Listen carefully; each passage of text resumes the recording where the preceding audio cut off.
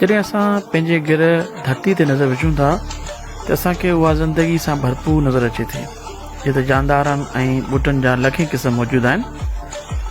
हुन सां गॾोगॾु हिते हिकु होशियारु ज़िंदगी या इंटेलिजेंट लाइफ इंसाननि जी शिकिल में पिणु मौजूदु आहे। पर हिकु अहम सुवाल उहो आहे त कंहिं ग्रह ते आख़िर ज़िंदगी जे लाइ छा ज़रूरी हूंदो आहे, जेको असांजी धरती में मौजूदु हो जॾहिं हिते ज़िंदगी शुरूआति थी। ज़िंदगी शुरूआत लाइ हिकु पेचीदा केमिस्ट्री जी ज़रूरत हूंदी आहे।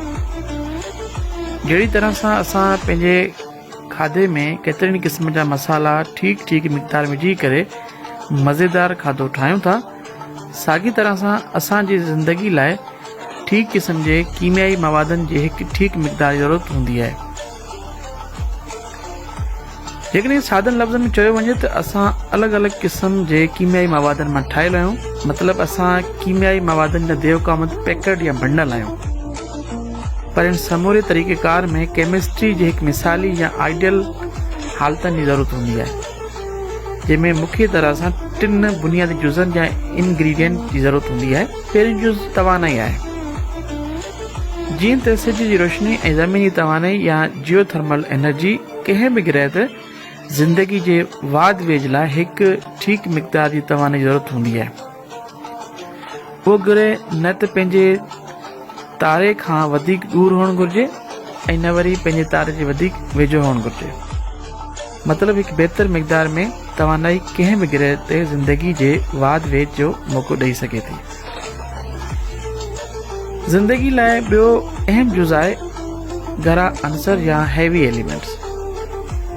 कंहिं बि ग्रह ते ज़िंदगी खे मुमकिन बणाइण लाइ कुझु गहरनि अंसरनि जहिड़ो कि ऑक्सीजन, कार्बन ऐं सल्फर जहिड़नि कीमियाई अंसरनि जी ज़रूरत हूंदी आहे।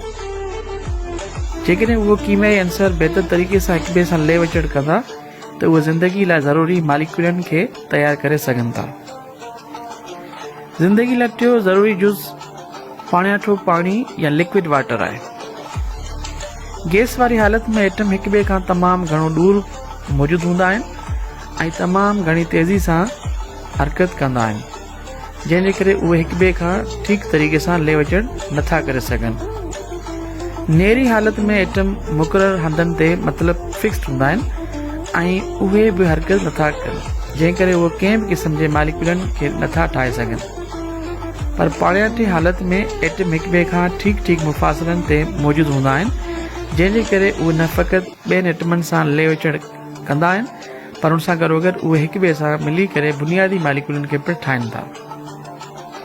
पाणियाठो पाणी ज़िंदगी जी वाद वेज लाइ सभ खां ख़्याली शइ सम्झो वेंदो आहे, जंहिंमें एटम हिक ॿिए सां ले विचड़ करे बुनियादी मालिक्यूलनि खे ठाहे सघनि था ऐं पोइ उहे मालिक्यूल हिक ॿिए सां ले विचड़ करे ज़िंदगी जा ज़रूरी ऐं पेचीदा मालिक्यूलनि खे ठाहे सघनि था।